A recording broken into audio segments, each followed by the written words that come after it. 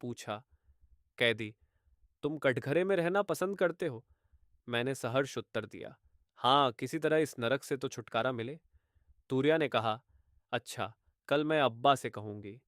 दूसरे ही दिन मुझे अंधकूप से बाहर निकाला गया।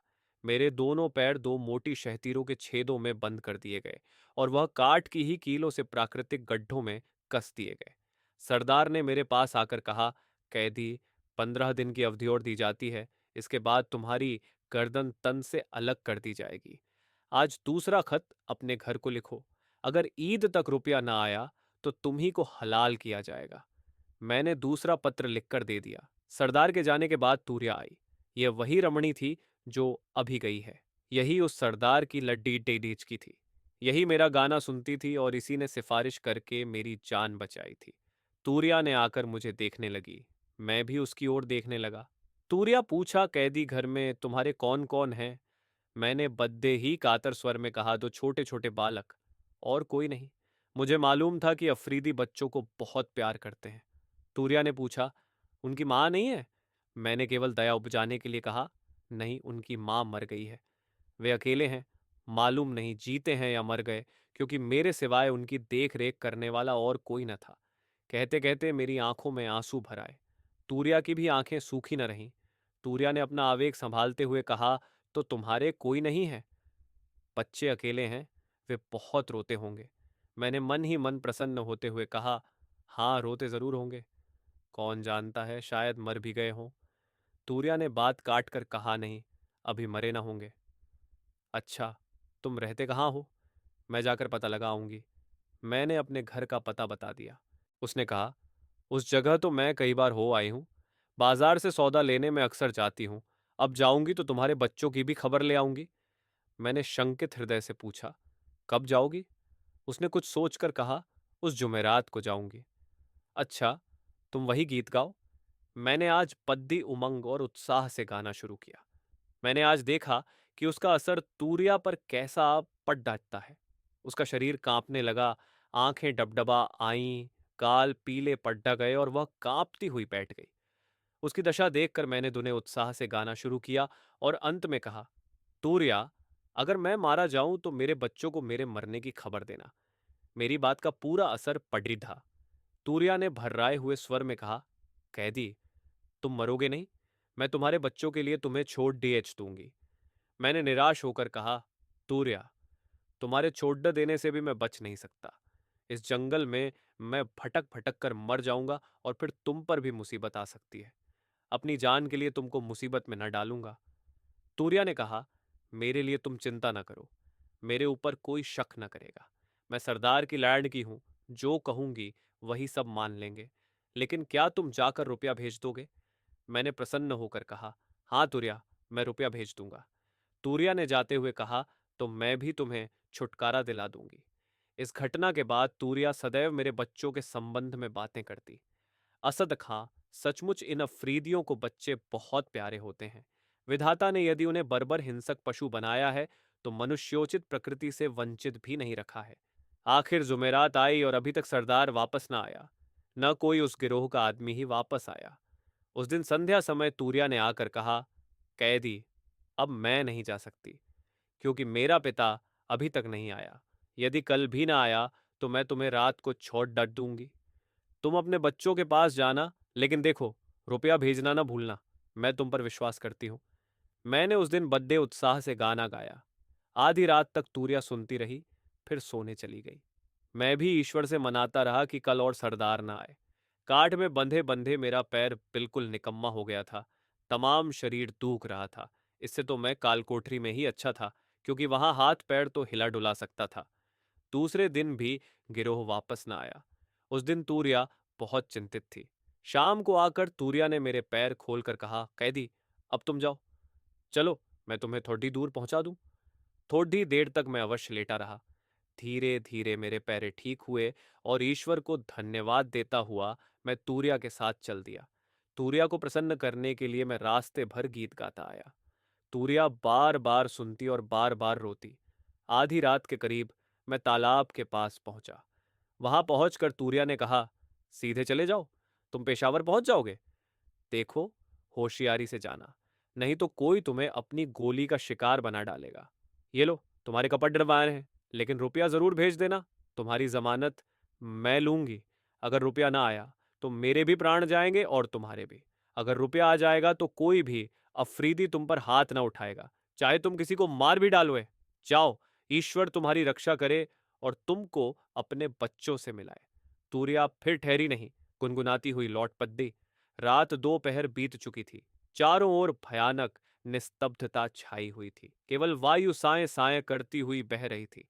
आकाश के बीचों बीच चंद्रमा अपनी 16 कला से चमक रहा था। तालाब के तट पर रुकना सुरक्षित न था। मैं धीरे धीरे दक्षिण की ओर बढ़ा, बार बार चारों ओर देखता जाता था। ईश्वर की कृपा से प्रातः काल होते होते मैं पेशावर की सरहद पर पहुंच गया। सरहद पर सिपाहियों का पहरा था। मुझे देखते ही तमाम फौज भर में हलचल मच गई। सभी लोग मुझे मरा समझे हुए थे।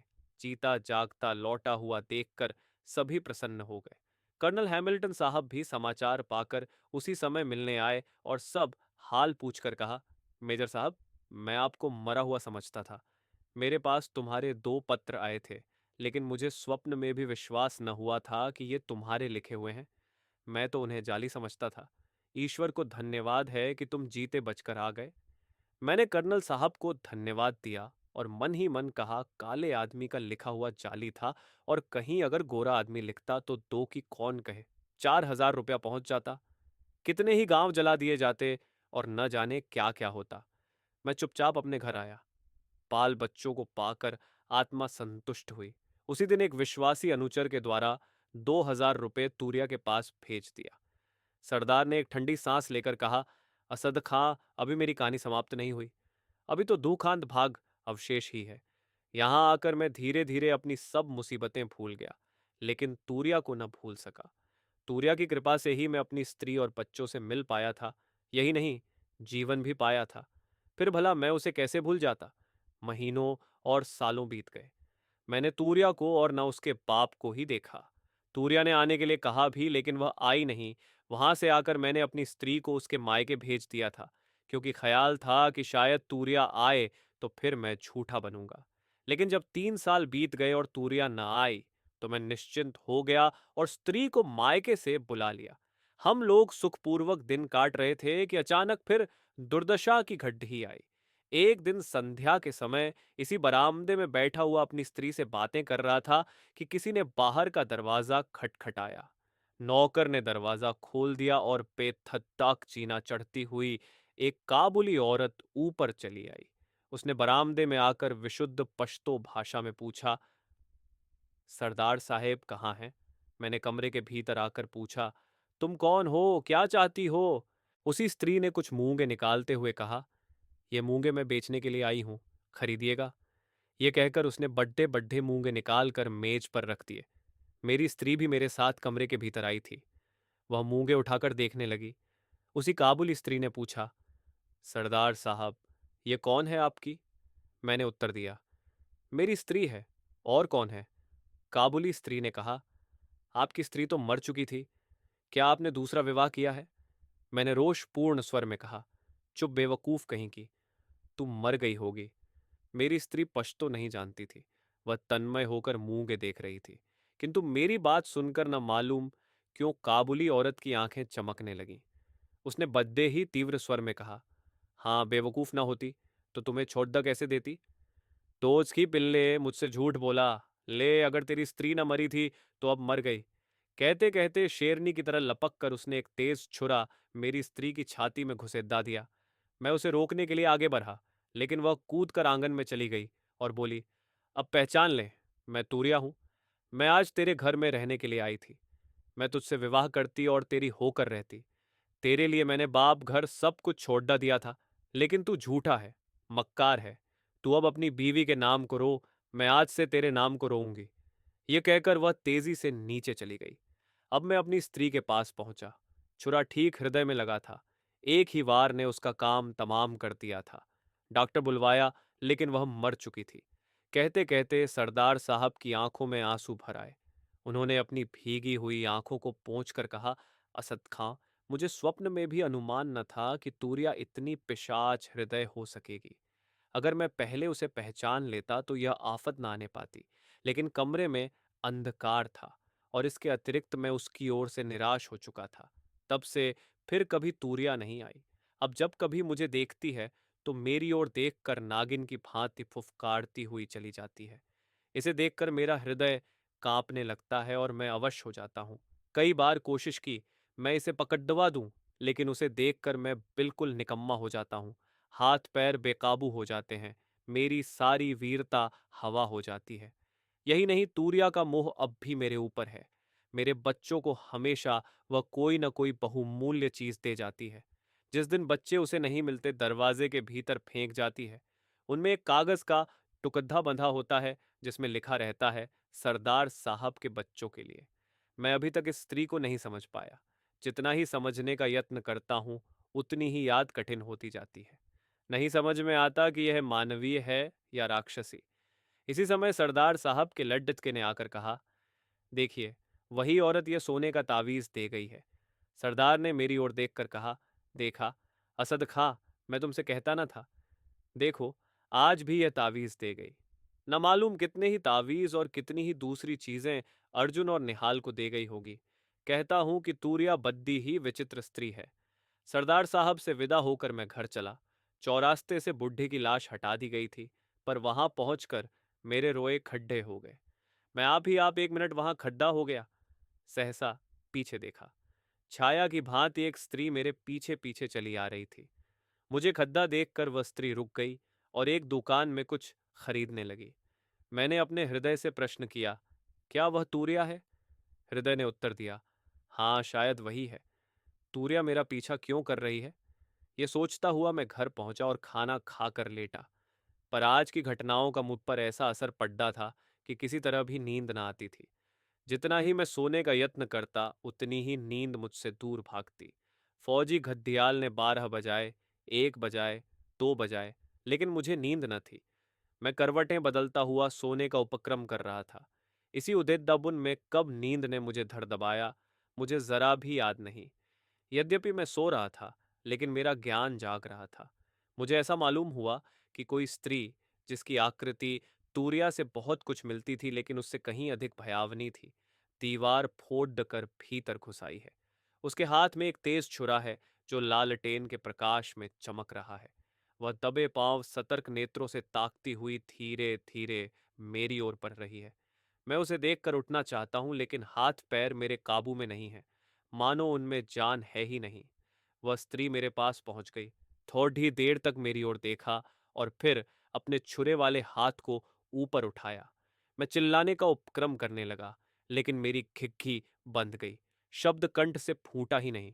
उसने मेरे दोनों हाथों को अपने घुटने के नीचे दबाया और मेरी छाती पर सवार हो गई। मैं छटपटाने लगा और मेरी आंखें खुल गईं। सचमुच एक काबुली औरत मेरी छाती पर सवार थी। उसके हाथ में छुरा था और वह छुरा मारना ही चाहती थी। मैंने कहा, कौन, तूरिया? ये वास्तव में तूरिया ही थी। उसने मुझे बलपूर्वक दबाते हुए कहा, हाँ, मैं तूरिया ही हूं। आज तूने मेरे बाप का खून किया है, उसके बदले में तेरी जान जाएगी। ये कहकर उसने अपना छुरा ऊपर उठाया। इस समय मेरे सामने जीवन और मरण का प्रश्न था। जीवन की लालसा ने मुझ में साहस का संचार किया। मैं मरने के लिए तैयार न था। मेरे अरमान और उमंगें अब भी बाकी थीं।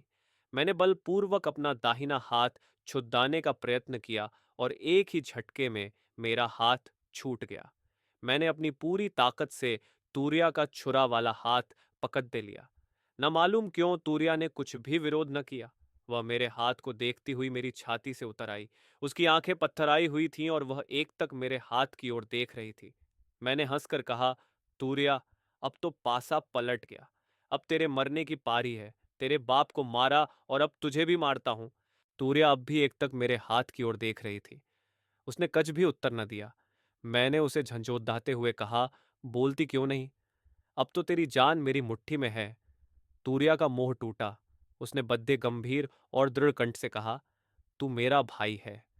तूने अपने बाप को मारा है आज। तूरिया की बात सुनकर मुझे उस अवसर पर भी हंसी आ गई। मैंने हंसते हुए कहा, अफरीदी मक्कार भी होते हैं, ये आज ही मुझे मालूम हुआ। तूरिया ने शांत स्वर में कहा, तू मेरा खोया हुआ बद्दा भाई नाजिर है।